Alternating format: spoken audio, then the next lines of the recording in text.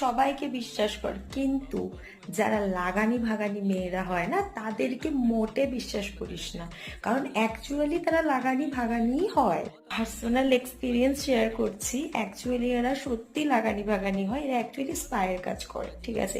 এরা হচ্ছে নন paid spy work করে বেড়ায়, কারণ এদের তো আর কোনো কাজ নেই, ওরা এর কথা ওকে আগাবে, এটাই ওরা করে।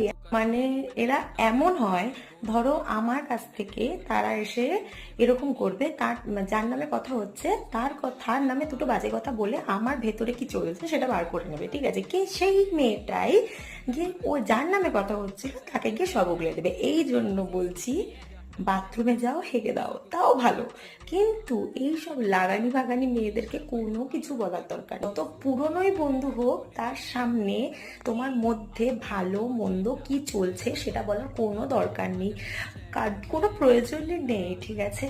নিজের মধ্যে রাখো না।